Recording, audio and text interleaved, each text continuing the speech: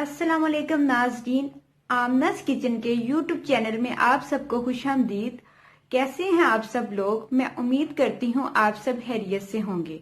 अगर आप मेरे चैनल पे नए हैं तो मेरे चैनल को सब्सक्राइब कीजिए, बेल आइकॉन का बटन प्रेस कर दीजिए।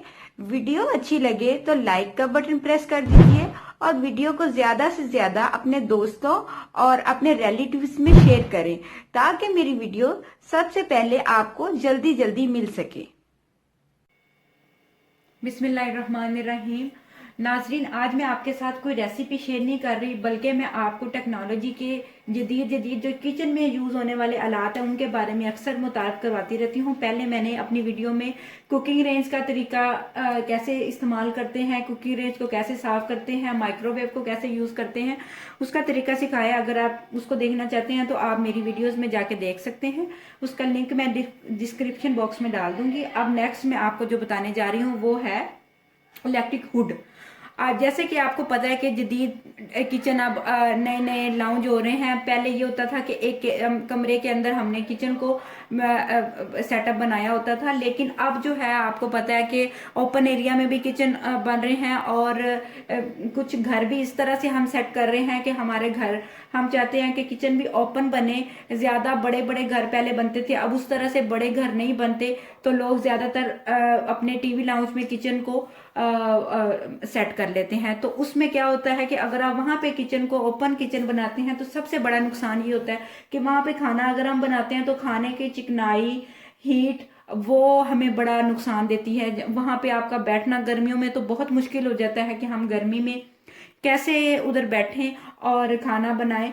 तो अब आपको पता है कि जिस तरह टेक्नोलॉजी बढ़ती जा रही है, नई नई चीजें लॉन्च होती जा रही हैं, तो ये जो है हुड है। और इसको हुड इसलिए कहते हैं क्योंकि ये बिल्कुल चूल्हे के ऊपर लगाया जाता है ताकि चूल्हा की जो हीट है वो आसानी से हुड आसानी से बाहर लेके एग्जॉस्ट कर सके। और सबसे पहले मैं आपको इसका यूज़ करने का तरीका बताऊंगी कि इसको यूज़ कैसे करते हैं, और फिर मैं आपको इसके बेनिफिट और आपको इसके नुकसान बताऊंगी कि इसके फायदे क्या हैं, इसके नुकसान क्या हैं। तो चलिए मैं आपको इसका बताना स्टार्ट करती हूँ कि ये किस तरह इस्तेमाल होता है और इसके फायदे क्या हैं और हमें इसको मेंटेन कैसे रखना है, इसको मेंटेन रखना कितना ज़रूरी है। अगर आपने किचन में इसको लगाया है तो आप किन किन चीज़ों का ख्याल रख के इसको काफ़ी अरसे तक इस्तेमाल कर सकते हैं। और कुछ आसानी के लिए सबसे पहले मैं आपको बताती चलूँ कि हमेशा इन ऐसी चीज़ें जो कि जिनका खतरा ज्यादा हो, जो आग के ऊपर इस्तेमाल हो रही हैं, उन चीजों में एक चीज का सबसे पहले ख्याल रखें कि हमने किस कंपनी का खरीदा है। अगर आप चार पैसे अच्छे लगा के एक अच्छा महंगा ब्रांडेड चीज खरीद रहे हैं तो वो आपको कभी भी उसका जो नुकसान नहीं होगा, वो आपको देर पा चीज इस्तेमाल होगी। लेकिन अगर आपने कोई सस्ती चीज खरीदी है तो उसका आपको फिर नुकसान उठाना पड़ेगा। दूसरा चीज, अगर आप महंगी से महंगी भी खरीद लें तो अगर आपने उसको अच्छे तरीके से नहीं रखा, उसकी मेंटेनेंस नहीं की, तो आप सबसे बड़ा नुकसान ये उठाएंगे कि वो चीज़ जल्दी खराब हो जाएगी। और अगर कुछ नुकसान आपकी ज़िंदगी के लिए भी बहुत नुकसानदेह होते हैं, जैसे कि आग चूल्हा हम रोज़मर्रा की ज़िंदगी में इस्तेमाल करते हैं, लेकिन चूल्हे के नुकसान भी बहुत ज़्यादा हैं। अगर हम इसका आग मेंटेन नहीं रखेंगे, चूल्हे को साफ़ नहीं रखेंगे, या चूल्हे के बटन नहीं देखेंगे, या हमें लगे कि गैस कहीं से लीक हो रही है, तो ऑलरेडी चूल्हा हमारा फटने का भी खतरा हो सकता है, गैस लीकेज का भी खतरा हो सकता है। तो हमारी जान सबसे पहले अजीज़ है। तो इसलिए आपने सबसे पहले कोशिश करनी है कि आपने अच्छे से अच्छी कंपनी को इंतखाब करना है इन चीज़ों के मामले में। जब आप किचन बनाने जा रहे हैं, किचन को सेट करने जा रहे हैं, तो आप हमेशा अच्छे से अच्छा चीज खरीदें, मार्केट को विजिट करें कि कौन सी चीज अच्छी आई है जो कि हमारे लिए बेहतर और देर पा साबित होगी। तो चलिए मैं आपको इसको यूज का तरीका बताती हूँ, क्योंकि कुछ लोग जो हैं वो लेने की ख्वाहिश रखते हैं कि हम इसको इस्तेमाल के लिए लें, तो पहले उनको यूज तो करना आता हो। तो मैंने फोर्टाइल कंपनी का इंतखाब इसलिए किया, मैंने भी बहुत सारे जो थे हुड विजिट किए, बहुत सारे कंपनीज को देखा, लेकिन मुझे ये कंपनी बेस्ट लगी। है तो ये महंगी कंपनी, लेकिन और भी मार्केट में बहुत अच्छी कंपनियां हैं जो कि ये अच्छे से अच्छा हुड दे रहे हैं, तो आप वो यूज कर सकते हैं। तो इसके सिंपल तरीके हैं, ये आपको बटन नजर आ रहे होंगे, तकरीबन 5 बटन है। टच वाला है, टच के बगैर भी हो सकता है, टच वाला भी आप ले सकते हैं, और ये ग्लास ब्लोअर में है। अगर आप चाहें तो आप प्लास्टिक बॉडी में भी ले सकते हैं। तो ये आप देख सकते हैं, ये इसका स्टार्ट का बटन है। मैंने सारे बटन ऑफ कर दिए हैं ताकि मैं आपको 1 बाय 1 तरीका सिखा सकूं।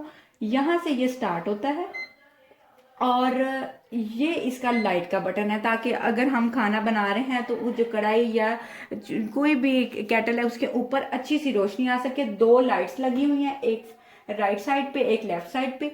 और यहाँ पे ऑटो का बटन है। ऑटो मीन ये कि आप अगर जो है वो हुड को आपने ऑन किया है और आप खाना बना रहे हैं, तो अभी आपने लाइट आंच पे खाना बनाना शुरू किया है और फिर आप लाइट जब आंच आपकी तेज होगी और हुड को ये फील होगा कि जो हमारे किचन है उसमें भाप बन रही है, गर्मी आ चुकी है, चिकनाई आ रही है, तो हुड ऑटोमेटिकली स्टार्ट हो जाएगा। और अगर हुड को ये मतलब कि इसमें ऐसा फंक्शन है कि अगर हुड महसूस कर रहा है कि गर्मी नहीं है, सब नॉर्मल जा रहा है, तो ये कभी भी नहीं चलेगा। इसका 2 फायदे हैं, एक तो ऑटोमेटिकली चलेगा, आपको ऑन नहीं करना पड़ेगा, और दूसरा फायदा ये है कि आपका बिजली वेस्ट नहीं होगी।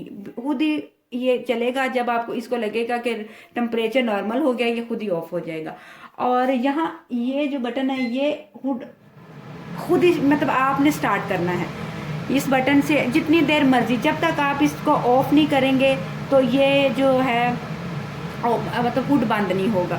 तो इधर से आप यहाँ से आप ऑटो पे चला सकते हैं और यहाँ पे आप ऑटो को बंद करके, अगर आपको लगे जैसे गर्मी, अक्सर गर्मी का माहौल मार्च मई जून में इतनी गर्मी पड़ जाती है कि आपको किचन में वैसे ही हुड को चलाना पड़ जाता है ताकि किचन का जो टेम्परेचर है वो नॉर्मल हो जाए और गर्मी वैसे एग्जॉस्ट होती रहे, तो आपने ये वाला बटन का इंतखाब करना है। और फिर आप चाहे ये वाला बटन ऑफ भी कर सकते हैं। और यहाँ पे जो है ना टाइमर लगा हुआ है। इसका फ़ायदा भी ये है, अगर आपने फ़र्ज़ करें 15 मिनट पे खाना बनाना है तो यहाँ पे आप 15 मिनट भी सेट कर सकते हैं और हुड का भी आप ऑटोमेटिकली सेट हो जाएगा 15 मतलब 1 2 3 4। उससे ये होगा कि आपको पता चल जाएगा कि नीचे जो खाना बन रहा है उसको भी पकते हुए 15 मिनट हो गया और ऊपर जो हुड चल रहा है वो भी 15 मिनट या 2 मिनट या 3 मिनट, जितना आपका दिल करे आप चला सकते हैं। तो ये इसका सिंपल चलाने का तरीका है, कोई इसमें मुश्किल बात नहीं है। अब हम आ जाते हैं इसकी सफाई। देखें, कोई भी चीज़ हम जब यूज़ कर रहे हैं तो उसको साफ रखना सबसे पहले, क्योंकि सफाई निस्फ ईमान है। और दूसरी बात यह है कि अगर हम इन चीज़ों को साफ नहीं करेंगे, अब वो तो अपना वर्क कर रहा है लेकिन उसने खुद भी साफ होगा तो वो अच्छा वेल काम करेगा ना। आप जब उसको लेके आए हैं मार्केट से तो आपने उसको बिल्कुल नीट खरीदा था, अब आपने जब उसको घर में लगाया है, किचन में यूज़ करने के लिए आपने उसको रखा है, तो ऑलरेडी जब वो काम कर रहा है तो उसमें ग्रीस, चिकनाई इन चीज़ों में आ जाएगी। तो इसको, ये जो ग्लास वाला एरिया है, इसको तो आप सिंपल जो सर्फ होता है जो हम किचन में यूज़ करते हैं उसके साथ और नींबू का रस थोड़ा सा डाल के, सिरका डाल के आप वो जो फोम होता है उसके साथ लगा के आप आराम से डेली साफ कर सकते हैं। इस एरिया की मैं बात कर रही हूँ, जो इसके ऊपर वाला एरिया, ये वाला जहाँ पे ये सारा। और अब हम बात करते हैं इसके नीचे वाले एरिया की।